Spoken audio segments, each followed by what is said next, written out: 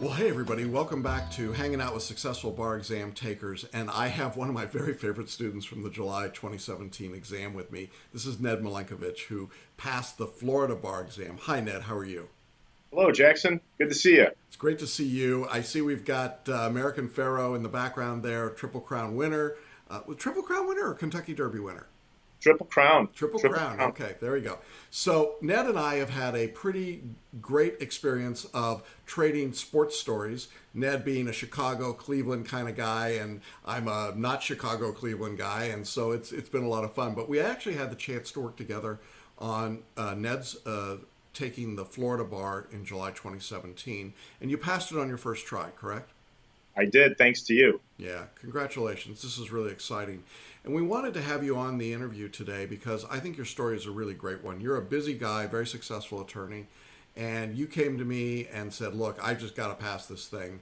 And the way that you did it and went about it, I thought was so wonderful that I really wanted you to share the story. So I'd like to begin by just having you introduce yourself to the audience, tell us a little bit about your background and what led you to be in a position to take the Florida exam. Right, thank you. Well, I'm first of all, I'm a pharmacist, and I went to pharmacy school back in Ohio, and I practiced for almost 10 years. And then while I was a practicing pharmacist, I went to law school, moved to Chicago back in the 90s, and in 2000 graduated and took the bar exam here in Illinois, and have been practicing in healthcare law, specifically in drug and pharmacy law, for the past 17 years. And about 5 or 6 years ago, I decided that I really wanted to take the Florida bar exam. However, I felt that this was such a long time ago that I went to law school. I'm older, I have a family, I'm running a very busy legal practice, and this was just not going to be very workable for me. But however, I want to move to Florida. My wife and I would like to live in Florida. And so I realized that I'm not getting any younger, and that if I had any chance of passing this bar exam, I really needed to make some sacrifices and move forward on my studies. And so that's why I decided ultimately back in January of this year to study for the bar, and then I contacted you. Okay, so you started your studies in January for the July bar. You've got a full-time legal practice. You have a family. There's a lot going on in your life. What did that feel like to just sort of make the decision, like, I'm really going to do this? You know, I thought about it for a very long time, and I weighed the pros and cons, and I did a lot of research as to what might be the best approach to do this. But ultimately, I knew that I had to make the decision. I had to either, go all in or not go all in, and I wasn't going to do this in any half-baked way. So when I decided to go into it, it was a very big sea change in my daily activities and my routines. And it was really more toward end of January that I contacted you. Really didn't get going till probably the beginning of February. Okay. And what did a typical study week look like for you? How many hours? And can you just sort of break that out for people? Well, I knew I had a long time horizon because I was smart enough to sign up early enough in the course and afford myself the flexibility that the personal study guide provides a student. And so for busy professionals, I think Celebration Bar Review is ideal. In the beginning, I would study probably 6 to 10 hours a week, not every night. Sometimes I would power it out a little bit more. On the weekends, I would put more time in, probably 30 to 35 hours in those first couple of months each month. Okay. And then, of course, as time wore on and we got closer to the exam, I would accelerate that and study even more. Right. And so you were in our personal coaching program. So you were sending work to me, and we were talking about that work as you were going through, right? Yes. Okay. That's right. Let's talk a little bit about that part of the process. I mean, you're putting in 30, 35 hours a month. You're starting to get underway. It's been a long time since you've been in law school. It's been a long time since you took the bar. What was it like to be back in a situation where you're writing and sending work in and having to talk about it? Well, you were thrust back into student mode. something one never forgets. And so when you go back to it, you feel like, oh my God, I'm back in school.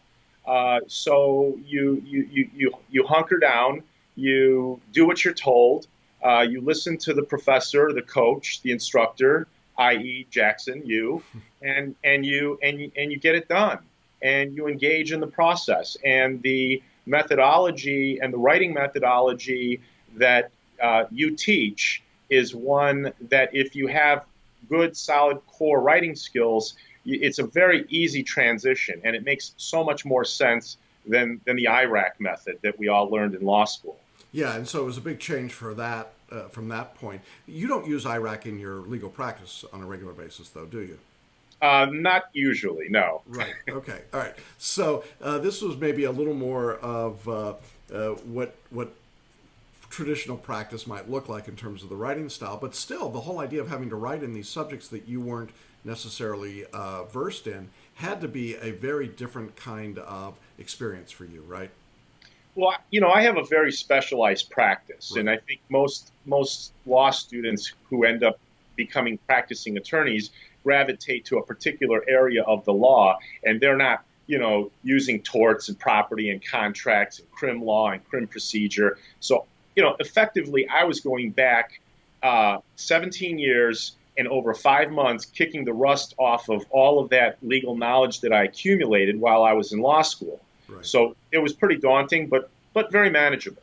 Yeah, and I think one of the fun things for me, I say fun, is watching the progress that you make and that our students make as they go through. And at the beginning, it feels pretty creaky and like, oh my gosh, how am I going to do this? And step by step, and it's just ah. And by the end, before the exam, I remember you were cranking out work, and you were just like boom, boom, boom, and it was really you had a confidence and kind of a feel that I know how to do this, and that's really an interesting process, isn't it, to go through? It's very much a mental game. There's a physical endurance component to all of this, and that really comes through during those 2 days of the bar exam. Yeah. There's the mental game of learning all the material or reviewing all of the material, and then there's the emotional game, the positive thinking that is necessary in order to get over all of the hurdles. And I think that was another benefit to the Celebration Bar Review program is you teach people how to be positive thinkers and how to overcome all those negative thoughts that are going through someone's head when they're hunkered down and trying to pass a brutal exam, frankly. Yeah. Were there times when you were feeling that pressure as you were studying? Oh, of course. I mean, it's an emotional roller coaster for everybody, and anybody who says that they're steady as she goes is probably not telling you the truth. I think that's true. So you took advantage of one of the products that we offer to students, which is called paraliminals, correct? That's right. Yes. Can you talk a little bit about the paraliminals and what they are and how they work for you and how you use them? The paraliminals were one of the best investments I could have made while I was doing the program. And essentially, the paraliminals, I'm not really sure how they do it, but Paul Sheely, your colleague, puts the programming out in concert with you. Yeah. Basically, there is sounds in speaking and music, and you meditate to this, and it puts you in whatever aura you're looking for. The paraliminal will put you in that. And one of my favorites was the 10-minute Supercharger. Yeah. The 10-minute Supercharger effectively puts you to sleep for 10 minutes and wakes you up, and you feel like you slept the whole hour. It's pretty crazy, isn't it? I mean, it's one soundtrack in the left ear, another in the right ear, and it's really getting your conscious brain to kind of check out for a few minutes and then talk to your inner mind. And the 10-minute Supercharger, I don't know, it's like it's like a battery recharger. And it takes 10 minutes, and then you're refreshed, and it's like, whoa, okay, I can go back and do this. And I think that's really a useful tool, that particular title, for somebody like yourself that had so much going on. I mean, you were a busy guy, you were an active guy, and I know there were a lot of times we talked, and you were like going between places and things and had a lot to do. And it gets wary, doesn't it? I mean, this is not a normal, you add this on top of your life, it's not like, oh, fine. I got plenty of time to do this. Yeah. Right. Well, I was committed to it, and I decided that I needed to get it done and get it done right the first time because I don't have the time to go through another series of studying, frankly. Yeah, and you were very clear about that right from the beginning, that this was the failure for you was not an option. You recognized, I think, that it wasn't up to you what the score was, but it was up to you how you prepare and how you went into the exam. And I really admired that. Can you talk a little bit about why you took that particular mindset, kind of the I'm just not going to accept failure as an option mindset? Well, I mean, I think you just said it well. I mean, I felt like I had a goal in mind in that I wanted to pass the Florida bar exam. And the only way I was going to be a practicing attorney in Florida is to do that. There's no reciprocation, there's no waving in. And so the mindset was something that I embraced. And even when I had my doubts, I felt that this is something that I needed to do for myself, for my family. And I took it very seriously as if it was a second job, frankly. Yeah. That's how I got through it. Yeah. And you were one of the students that I knew would always keep their appointments, do all the work, hit the marks, hit the targets, do the essays. You did the practice test, the multi-state practice test, right? Leading up to the exam. And one of the things that I thought was really key for you was that you finished early enough that you had time at the end to kind of refresh yourself and relax, and also to consolidate your learning. Can you talk a little bit about that last period of time before the exam? Sure. I was always one to run a marathon and not a sprint. I was never a person who would leave things until the last minute and then try to finish it all. And I think it's impossible for anyone to do that. So your course actually provides the flexibility for someone to move at their own pace. So I kind of self-monitored myself through the personal study guide and through which is really the syllabus. And I knew where I would end up toward the end and where I wanted to end up so that I could afford myself the extra couple, 2, 3 weeks of just pure review, going back to you when I needed to for little tweaks and pep talks and discussions. And so, I felt very comfortable toward the end when I was approaching exam day, probably not the night before exam day and probably not the 2 exam days, but everything leading up to that, I knew that I had done everything that I possibly could to prepare for this exam. Yeah. And it was a tough exam. For those that don't know, I mean, the Florida bar was a very tough test in July, had a lot of twists and turns and surprises. And not a particularly compelling pass rate overall. So it's a real accomplishment to pass on your first try anytime. But when you're in a state like Florida, first-time bar taker, that's a big deal to pass. And so that has to be an awesome thing. What was it like for you to actually be in the bar exam? I mean, after all those years, to come back and be in the bar exam in Tampa. Can you talk a little bit about that? Well, it's almost like being in prison, actually. Not that I've ever been in prison, but that's about as close as I want to get. So you've been told, yeah. First of all, you can't have a wallet on you. You can't have a iPhone on you or any type of smartphone. No watches. You can have cash. You have to have an ID. You can't even bring in your own pencils and pens in the Florida bar exam. Right. You have to go through a metal detector. There's long lines of people in the July exam. As every exam in Florida, it's administered in Tampa, in the Tampa Convention Center. So there was probably about 3,000 of us in that big room. You probably could fit 4 commercial airliners in there. Yeah. So you're looking around, and the tables were extremely, let's say that they were not very, very good. Jagged wood tops. Yeah, no expenses spared in Florida, let me tell you. The plastic that you wrote on. The proctors were walking through every 5 to 10 minutes, looking at your paper. One time they told me to cover up my answer sheet, and I had no reason to believe that anybody was looking at my answers, but I think they just like to jab you while you're taking that exam. Yeah. There's big clocks in there. If you have to go to the bathroom, you better be positioned close because, you've got to run to the bathroom, check in, check out. It was interesting. It's a weird experience. It right. is. It is. How long did it take you to do the 100 questions of the multi-state exam, the second day of the test? I got done in 2 hours and 50 minutes. Okay. So I had 10 minutes to spare. Okay.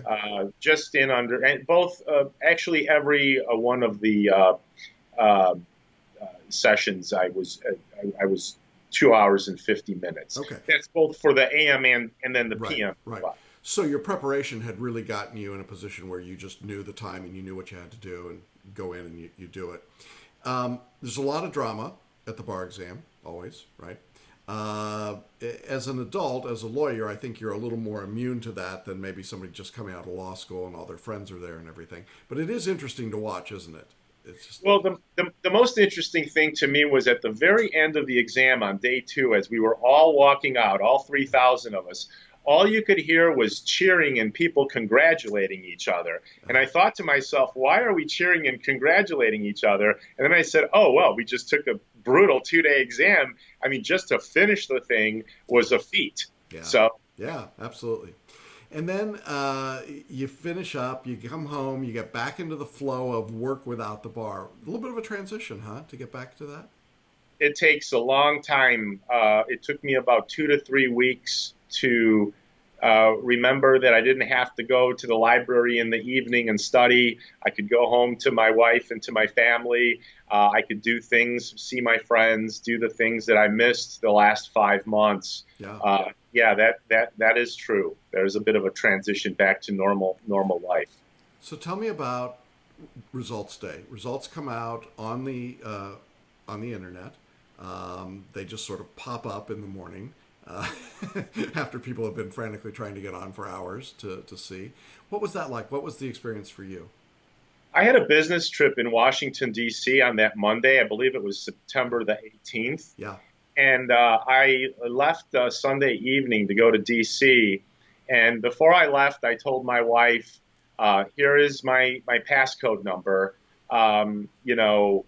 Look it up and text me either passed or failed. Don't sit there and stretch it out and try to make me guess. Just tell me if I passed or if I didn't. And I was on the stage. I was actually giving a speech in No D.C. kidding. And I just walked off the stage and I looked down into my phone and my wife shot me a video screen and it said underneath passed. So wonderful result and great to hear from How her. cool is that, right? I mean, wow, what a moment. And you're like, wait, let me go back on stage. That is great. That is what a wonderful moment. And for your family, it's got to be a big victory too, because they participate in all this, don't they? Well, I couldn't have done it without the support of my family and my friends, and including one former student of yours who lives in North Carolina and passed the bar in South Carolina. Yeah, Ruta. Yeah. Ruta was one of the most wonderful people. She gave me all kinds of good advice. She had already gone through the exam, and she was another example of the family support system that Celebration Bar Review offers to its students, and the sort of the collegiality that exists and the friendships that grow out of that. So Yeah. that was wonderful. It is. One of the things, what Ned is talking about is that we have a private Facebook community for our existing students, but our past students stay in the group. And Ruta, who we've done an interview with, was one of those students who was successful in the South Carolina bar. And she stayed in the group. And I guess you guys, she was very helpful and very supportive for you in the Facebook group. And the cool part for me is I'm now watching you do what Ruta was doing for you for other people who are coming up Right. for the upcoming exam. And Faithful. and it's really a cool thing that people who don't know each other, don't have any connection beyond this, are just in there helping each other, pitching in for each other, cheering each other on, and consoling each other when they have to.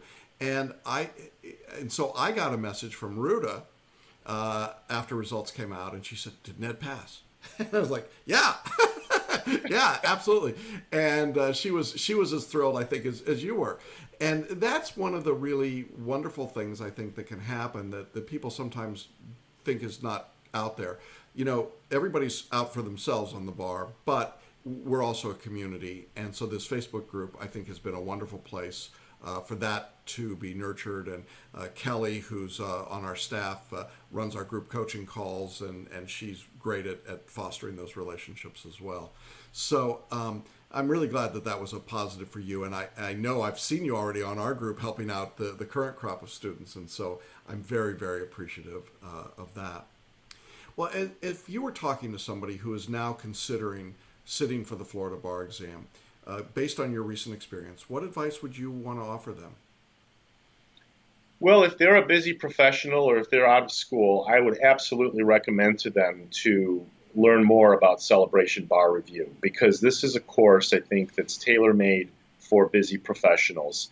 And I would also extend that to students who are new grads. I did go through the big box when I first went through the bar exam back in 2000, and I can tell you that it's a night and day difference.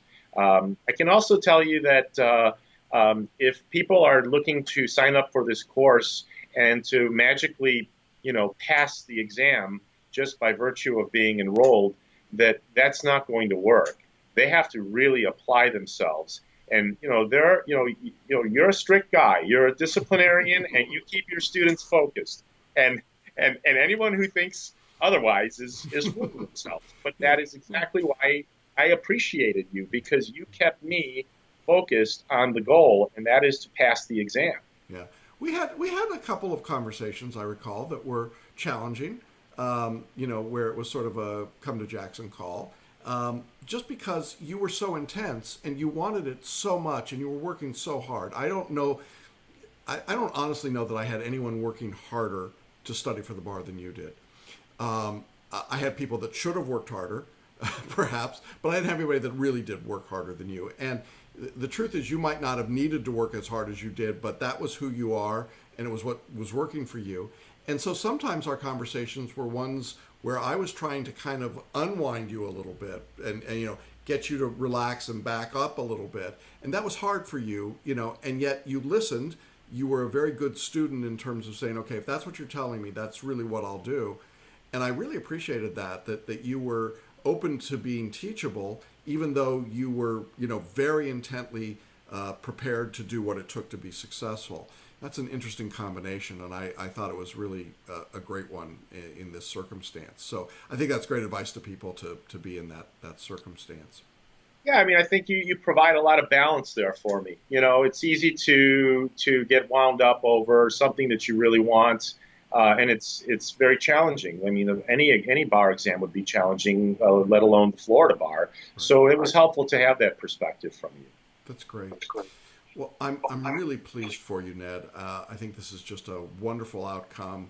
A lot of hard work, and hopefully now you'll soon be able to leave the snowy climes of Chicago and come down to the sunny beaches of Florida. Where I will say we still have pretty lousy sports teams, but you're used to that. Oh, couldn't resist. I could not resist. No. Any final thoughts that you've got that you want to share here today?